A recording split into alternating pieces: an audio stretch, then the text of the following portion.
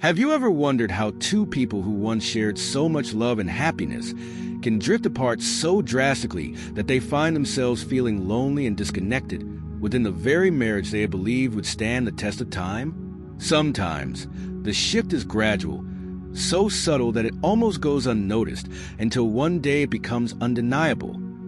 The woman who once adored her husband can hardly stand the sight of him.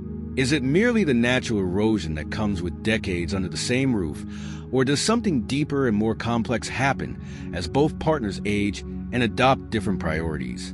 Today, I invite you to explore this question in depth through a powerful and multifaceted look at how some older women gradually grow weary of their husbands, the reasons behind it, and the possibility of restoring a sense of love and harmony in the twilight years. We'll do so through a narrative that weaves together the experiences of Anna, who has been married to John for 40 years, and also through the story of another couple, and in John, unrelated to the first, who overcame similar struggles. Along the way, we'll reflect on how long-term relationships evolve, what fuels resentment, and whether there is a chance to rekindle the warmth that once existed. If you find yourself relating to these stories, or simply curious about why couples sometimes unravel late in life, read on. And if at any point you feel inspired, consider sharing these insights with others, because you never know who might be facing a similar challenge. Anna was only 23 when she married John, whom she calls Jan for short. Now 63, she finds herself more irritable, exhausted, and resentful than she ever expected to be at this stage in her life.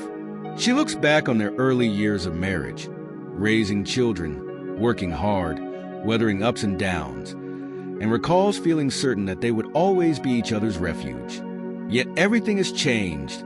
Around the time she turned 60, Anna noticed a growing level of frustration toward Jan. The habits that once seemed tolerable, even endearing, now grate on her nerves. She can't pinpoint the exact moment when her patience finally snapped, but what she does know is that the man she used to love has, in her eyes, become a source of aggravation and sadness. Even the simplest things, like hearing him shuffling around the house or catching a glimpse of him on the couch, ignite a spark of irritation. And it isn't a fleeting feeling. This annoyance lingers, building day by day until it morphs into something like despair. She doesn't deny that Jan has changed. To be fair, he's always been a bit rough around the edges. Never particularly gifted at housekeeping, stubborn in his habits, fiercely attached to smoking, and generally unresponsive to her pleas for healthier decisions. But decades ago, Anna overlooked his shortcomings because she believed their bond of love surpassed everything else. She could forgive him easily enough back when she felt she had the energy and optimism to keep forging ahead. Now, though, when he passes by, she sometimes wishes he would simply disappear. Anything to relieve her of the annoyance gnawing at her every day. She's even fallen into bouts of depression over it and has turned to medication to stabilize her mood. She's considered divorce more than once, fantasizing about handing over the house, the finances, and everything else just so she can live in peace. But the reality of divorce at her age seems daunting. The potential judgment of neighbors and the embarrassment it might cause her children, now in managerial positions, feel too heavy to bear. And so, she remains. Yet she's not sure if staying is a better choice. She isn't sure if leaving would grant her peace of mind, or if it would simply introduce new layers of stress. She feels trapped, a prisoner to the fear of social ostracism on one hand, and the suffocating sense of frustration on the other. She wonders daily why this resentment toward Jan has become so intense, reflecting on whether it's truly about him, or if it's about her own need for freedom after a lifetime of self-sacrifice. Before Anna turned 60, life was full of activity. She and Jan raised their children together.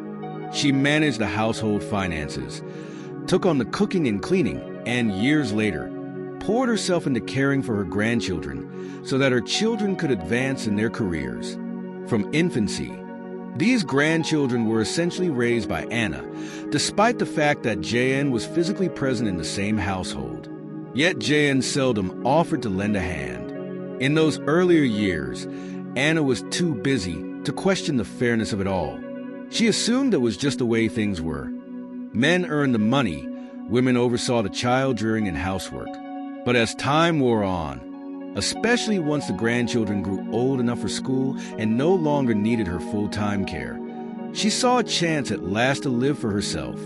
She envisioned traveling, relaxing, indulging in hobbies, or perhaps just sleeping in now and then. The prospect of having some personal space after giving so much of herself for decades felt almost tantalizing. But just as she began planning her well-deserved respite, Jan's health took a frightening turn. His persistent, heavy smoking, a pack a day at least, led to chronic obstructive pulmonary disease. Anna found herself dashing him to the hospital one night when his coughing grew so violent that he nearly couldn't breathe. The doctor's orders were clear: quit smoking or face potentially fatal consequences. In front of the doctor, Jan muttered an agreement to cut back or quit entirely, but in private, he dismissed the seriousness of it. He would sneak off to the bathroom, to the garage, or even outside in the dead of night to light up another low-quality cigarette. Anna grew enraged and terrified at the same time. She scolded him daily, reminding him that his recklessness was not only hurting himself, but also exposing her to secondhand smoke. Her pleas fell on deaf ears. He'd rather continue as he pleased than worry about the risk to his health or hers. "I've lived long enough," he would say with a casual shrug. "If I can't smoke, what's the point? I'm fine with dying sooner." Hearing those words felt like a stab to Anna's heart, confirming that he truly didn't care about her or about himself anymore. It wasn't just the smoking. Now, in his 60s, Jan had let go of any basic hygiene routines he once upheld. He bathed infrequently, leaving a stale odor in the air. His breath, once only faintly smoky, now reeked to such an extent that Anna felt nauseated whenever he spoke too close to her. He snored loudly at night and refused to sleep anywhere but the main bedroom, forcing Anna to deal with sleepless nights. If she tried moving to the living room to get some peace, he dragged her back or initiated a heated argument that left her more exhausted than ever. Even brushing his teeth at night became optional. On the nights he didn't bother, the pillows and sheets would reek of stale breath and foot odor by morning. The next day, she would have to wash everything to keep the house livable. Still, Jan showed no remorse or willingness to adapt. Meanwhile, the resentment in Anna's heart grew like a stubborn weed that chokes out healthier growth. Anna's friends, also in their 60s, sometimes gathered to share their own stories. Many confess that their husbands have grown more set in their ways, more indifferent to basic personal care, and far less interested in helping around the house. The women commiserate, realizing their frustrations aren't isolated, yet none of them see a clear path forward. Some consider separation, but like Anna, they worry about backlash from family or from neighbors who might gossip. They fear appending the stability that has defined them for so long. It's a gnawing dilemma. Stay married and endure the sense of entrapment, or leave and risk social ridicule and logistical chaos, especially if they've never lived alone before. In Anna's darkest moments, she wonders how a life that started with such hope and partnership could veer so drastically into sadness and disgust. This phenomenon, women feeling claustrophobic, distressed, and sometimes resentful toward long-term spouses, isn't uncommon. The reasons can be multifaceted. Certainly, there is an aspect of time and aging at play. Yet there is also the matter of gender roles that once were so sharply defined. For instance, men bring home paychecks, women handle domestic affairs. As the decades pass, wives may feel tired of always taking on the caretaker role without reciprocation. Resentment accumulates, especially if the husband remains oblivious or unwilling to lift a finger. Another factor is that as women age, they often gain a heightened sense of self and wonder whether they want to keep sacrificing their needs for the sake of someone who seems indifferent. The frustration can intensify if husbands become more dependent, whether emotionally or physically, and fail to acknowledge the strain this places on their spouses. Anna's story speaks directly to this situation, illustrating how an accumulation of small irritations can evolve into profound emotional distance. In her younger years, she had an enormous capacity for forgiveness and patience. She loved him enough to overlook many things. But as time wore on, she found her reservoir of tolerance drained by the weight of unshared burdens, the sense of invisibility, and the undeniable fact that she could not rely on him for emotional or practical support. Yet she hesitates to divorce because she fears the reaction of others, as well as the unknowns of forging a new path in her 60s. This is the trap countless women in her position find themselves in. The longing for change collides with the paralyzing fear of what that change might cost. So the question arises, what can be done? Is divorce the only realistic answer? Or might there be ways to salvage a marriage gone stale and sour, especially when both partners are past the point of middle age and set in their routines? The situation is complicated.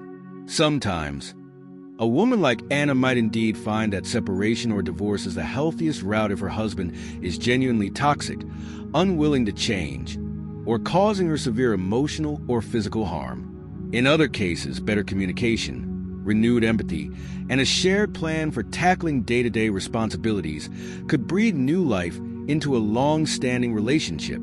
The key difficulty is that many older couples have lost, or never learned, a method for open, respectful conversation.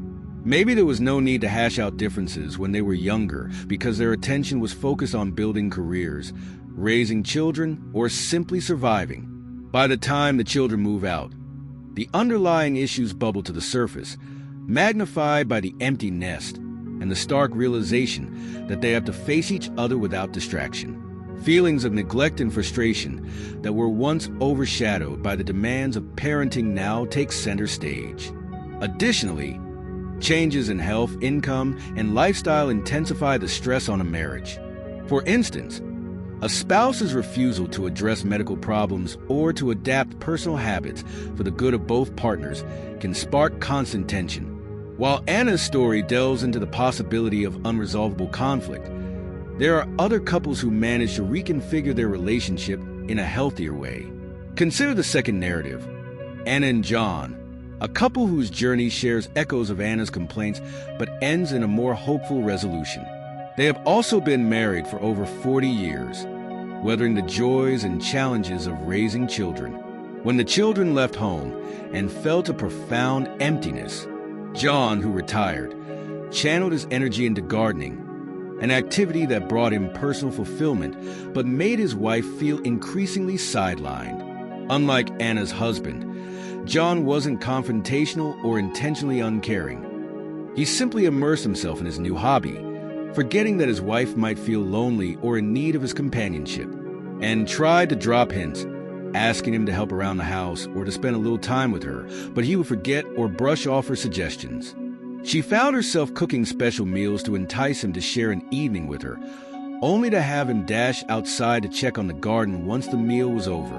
The turning point came when Anne fell seriously ill for a day, and John was oblivious to her condition, carrying on with his gardening routine. The realization that he hadn't even noticed her suffering triggered an outpouring of sadness in Anne. She felt neglected, unseen, and taken for granted, emotions that mirror some of the sentiments in Anna's story. However, Anne took a step that many spouses in her position hesitate to take. She confronted John openly. One evening, she sat him down and laid out all the hurt she had been experiencing. Unlike Anna's Jen, who might have responded dismissively or defensively, John listened with genuine concern. He recognized that in his enthusiasm for gardening, he had failed to see his wife's loneliness and need for connection. The next steps were transformative. John made an effort to participate in Anne's newfound passion for painting, even though he had no natural inclination toward art. The two started to spend time together exploring this hobby. Their roles didn't fundamentally change. Anne was still the more social and creative of the pair, and John still enjoyed his time among the plants. But the simple act of taking interest in each other's lives bridged the emotional gap. Their renewed communication opened the door to shared experiences, whether it was traveling to small towns on weekends or enjoying quiet dinners, without the weight of unspoken resentment. Anne's story reveals that not all older couples are destined to remain stuck in their established patterns of misunderstanding. The difference lies in willingness to speak up and willingness to listen, Mutual respect can flourish if, and only if, both partners acknowledge that something is wrong and are prepared to make small but meaningful changes. That might entail shifting priorities or reframing how one perceives retirement. For John, retirement became a solo pursuit of gardening until he realized that part of retirement's reward should involve reconnecting with his spouse. For Anne, it required finding a personal interest that gave her an identity beyond the traditional roles of wife and mother, along with having the courage to voice her heartache. So, why do so many older women, like Anna, feel an overwhelming urge to break away? One major factor is inequality in the division of labor within the family. For years, many women run the household, raise children, cook, clean, and manage finances, while their husbands either help sporadically or not at all. When wives are younger, they might put up with it out of love, necessity, or the belief that it's simply what's expected. But once their children have grown and retirement approaches, these women might stop to consider how unfairly the burden has been distributed. Aging bodies, health concerns, and fatigue make them less tolerant of old patterns. Resentment accumulates to a boiling point, and every small annoyance that might have been overlooked before takes on larger significance. Beyond that, older women sometimes start reflecting more deeply on their personal happiness. They think about the sacrifices they've made, the personal goals they shelved, and they begin to feel a deep hunger for the life they never got to lead. If a husband remains insensitive or unwilling to adapt, the wife might conclude that there's no reason to endure a half-hearted marriage any longer. Better to live alone than continue a painful charade. In Anna's case, she carried the weight of raising grandchildren, running the household, and managing finances. When she finally had a spare moment to live life on her own terms, her husband's health crisis and stubborn habits yanked her back into a cycle of caregiving. It's easy to empathize with her plight, especially when it becomes clear that Jan won't even meet her halfway. Then there's the question, should Anna actually proceed with a divorce? In many cultures, divorce in one's 60s remains rare, stigmatized, and complicated, especially for women who may have limited financial independence after a lifetime of unpaid domestic labor. The reaction of adult children, who may feel embarrassed or worry about their mother's ability to cope, further complicates matters. Sometimes these children urge their mother to put up with it for the sake of family unity. Others might be supportive, but are hesitant to actively encourage divorce. The personal costs, the potential loneliness, and the fear of starting anew can all be paralyzing. For Anna, it doesn't help that she despises conflict and is terrified of becoming a local gossip topic. On the other hand, even if Anna doesn't ultimately separate, there might be a middle path between silent endurance and divorce. It requires Jan to listen, to share responsibilities, and to show genuine willingness to improve. If that doesn't happen, Anna could seek counseling or therapy, either individually or with Jan if he's willing, to get guidance on navigating these waters. She might also explore support groups for older women who face similar dilemmas, or lean on friendships to find emotional relief. The worst outcome is to endure in silence, letting bitterness fester until it undermines both mental and physical well-being. Some might ask, what about the idea of personal growth for the wife as a catalyst for change? That concept resonates well in Anne's story. She picked up painting and found a new sense of identity, which not only brought her joy but also signaled to her husband that she was no longer content to revolve entirely around him and the children. Anna could consider something similar, discovering a hobby, volunteering, or taking classes that introduce her to fresh experiences. Such independent pursuits can reduce the sense of being trapped and possibly inspire the husband to take notice, especially if he realizes the risk of losing the companionship he once took for granted. Of course, not all husbands respond positively. Some may scoff, criticize, or attempt to sabotage their wives' attempts at personal growth. This is where the final decision might become clearer.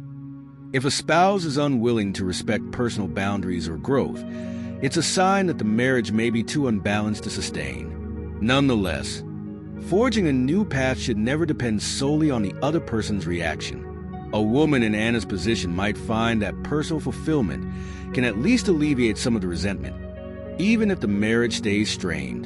The main point is to break the cycle of inertia and helplessness that can accumulate over decades of ignoring problems.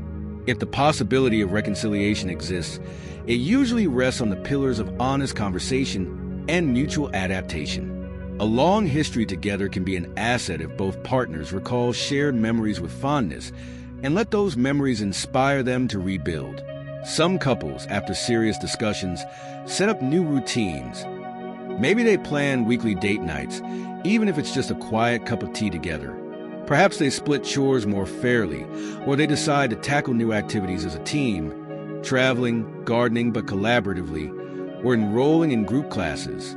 They might also start addressing neglected health issues more responsibly. In JN's case, if he truly recognized how his smoking and poor hygiene were eroding Anna's well-being, he could attempt to cut down or at least limit his smoking to certain outdoor areas, use air purifiers, or consult with medical professionals for alternatives. None of these solutions would be easy or instantaneous, but they could show Anna that her husband is finally valuing her comfort and longevity. Then we have to address the other side. Sometimes a marriage truly can't be revived. If that's the case, a woman like Anna may decide that the social and familial consequences of divorce pale in comparison to the personal cost of staying. She might sit down with her children, explain her reasons, and hope they understand. It's not unusual for children to be more supportive than expected, especially if they love their mother and realize how much she has sacrificed over the years. They might even have seen the marriage's dysfunction, but hesitated to intervene. Likewise, neighbors and community members might gossip, but it's Anna who will live with the decision every day, so her peace of mind should ultimately guide her actions. The reality is, many older couples do remain together in a state of silent tension because they believe that the time for radical change has passed. Yet there's a counter-argument. Life expectancy has increased, and being in your 60s may mean you still have decades ahead of you. Do you want to spend them in resentment, or do you want to search for a new equilibrium? This is the heart of the matter for so many who find themselves in Anna's shoes. Parallel to Anna's tale, Anna and John show that reconciliation can happen even late in the game. Their story is a testament to how a couple can rediscover affection and respect if they are both willing to acknowledge shortcomings. In their case, John chose to adjust while Anna realized she needed to speak up. They found common ground, and their marriage blossomed again as they learned to truly see each other in the present, not merely through the lens of the past. That shift is profound, acknowledging that the spouse you met 40 years ago has changed, and so have you. The question is, can you learn to appreciate the new versions of yourselves?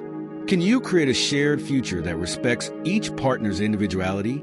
Both stories remind us that, as time goes by, love morphs from a passionate spark into something more complex. Sometimes, that complexity can draw partners closer through shared history. Other times, the difficulties it introduces can drive a wedge. Either way, knowledge that these changes are normal might help couples approach them with less shock and more patience. Love doesn't have to be a blazing fire forever. It can become a gentle glow that needs periodic tending. Where does this leave a woman like Anna? It leaves her with options: divorce, therapy, counseling, self-discovery, or open confrontation with Jan about how to move forward. None of these are guaranteed cures, but each carries the potential for growth. And if you're someone reading this who faces a similar predicament, maybe not with smoking and hygiene, but perhaps with feeling neglected or worn down by your spouse's habits, the lesson could be that you don't have to remain trapped. You can open the conversation. You can set boundaries. You can explore your own interests. You can seek counsel from professionals, friends, or spiritual advisors. If your partner refuses to meet you halfway, at least you tried. If they do respond positively, there might be hope yet. Perhaps you're on the other side of the spectrum. Maybe you're a husband who stumbles across these reflections and sees something of yourself in Jan or John. It's worth considering how your behaviors might be impacting your wife. Are you taking her for granted? Have you assumed she'll always be there, no matter how much you neglect her emotional needs? A shift in perspective could go a long way toward healing wounds you never realized you caused. Ultimately, preserving happiness in a family, especially in the later years, is a dynamic effort. It doesn't end when the children move out. Marriage is an ongoing partnership that must be re-examined and nurtured as individuals age and change. Communication, empathy, and a willingness to adapt are crucial. If a marriage has become a daily agony, it's possible that the individuals involved have suppressed or ignored the early warning signs for too long. Recognizing those signals and addressing them, maybe even seeking third-party mediation, might offer a path toward renewal. Alternatively, it might confirm that parting ways is the best course. For Anna and Jan, the story is still ongoing. She remains unsure whether to press for a divorce or cling to hope that perhaps someday, Jan will realize how seriously his behaviors affect her. In the meantime, her days are colored by frustration, worry about his health, and a longing for a life of her own. She's come to realize that the illusions she had about their golden years are shattered. In reality, older age has brought strain she never anticipated. Yet she also hesitates to give up on everything they built together. 4 decades of marriage is not easily dismissed, and the idea of being alone at this stage can be intimidating. On the flip side, Anna and John's experience serves as a compelling example of how open-hearted dialogue can save a marriage even when it seems to be teetering on the brink of collapse. Their solution wasn't a miraculous transformation. It was simply a series of small, intentional actions: listening, sharing hobbies, acknowledging each other's needs. That approach might not be universal, but it underscores the principle that not all late-life marriages must end in estrangement. So, to any older woman reading this who feels weighed down by the changes in her marriage, know that your feelings are valid. The transition into one's 60s or beyond often forces a reckoning with how one wants to spend her remaining years. It's important to remember you have agency. For some, that might mean a renewed commitment to growth with a willing partner. For others, it might mean forging a different path altogether. Letting those around you, friends, children, support groups, know your struggles can be a critical step in breaking the silence. Similarly, for any older man who senses that his wife is drifting away, it's never too late to learn empathy, compromise, and genuine listening. In the end, whether you find these stories painful or inspiring, the lessons they teach can be a catalyst for transformation. Sometimes the greatest shift occurs when we realize that none of us are the same people we were decades ago. To evolve together, we need ongoing conversation, patience, and a willingness to see our partner in a fresh light. Love can indeed mellow and cool, but it can also be rekindled if both hearts are open to the possibility. Thank you for taking the time to immerse yourself in these deeply personal, yet universal stories of Anna and Jan, Anna and John. If you feel a kinship with these narratives, consider sharing them with others who may be quietly grappling with similar issues. Open the door to dialogue, because many suffer in silence, believing that no one else understands the complexity of late-life marriage woes. By sharing, we create a community where people can find empathy and perhaps the courage to act. Whether that action is to advocate for communication and renewal, or, if needed, to gracefully let go. In the final analysis, relationships are never static. They require constant tending, especially as we face retirement health challenges, evolving aspirations, and shifting family dynamics. When done thoughtfully, these latter chapters of life can be marked by deeper companionship and mutual support, but only if each partner remains committed to growth. If you're someone in a situation like Anna's, pause for a moment and ask, is there a way to salvage what was once beautiful here? Do I have the energy, and does my spouse have the willingness to change? Or is my best path forward one that leads elsewhere? These are not simple questions, and there is no universal formula for the right answer. As you continue on your own path, married, divorced, widowed, single, or in a new relationship, never forget that you deserve respect, understanding, and emotional peace in your older years. You matter, Your happiness matters. Your story matters. Life may not look the way you expected at this stage, but it is still your life, full of potential. The stories of these couples merely spotlight different forks in the road. In each instance, the final outcome hinges on individual choices informed by love, self-awareness, and mutual consideration.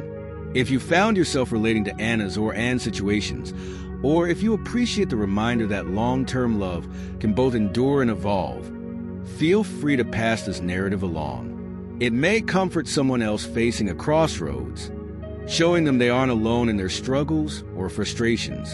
And if you're so inclined, sharing feedback can help us all learn together. We're grateful for every comment, every expression of empathy, and every instance in which these reflections inspire someone to communicate more openly with a long-term partner. Let's keep the conversation going. And let's remember that even in the twilight years, transformation is possible, both within ourselves and in the relationships we hold dear. Thank you again for journeying with these stories. We hope they've offered you valuable insights into the changing dynamics of marriage, the reasons older women can grow weary of their spouses, and the sometimes hidden paths to reclaiming connection. If you know someone who might benefit from hearing these experiences, please feel free to share. And if you'd like to stay tuned for more explorations of life's complexities, covering everything from love and relationships to personal growth, don't forget to subscribe. Your support truly matters and helps us continue to bring honest, open-hearted content to those who need it most. See you in the next video.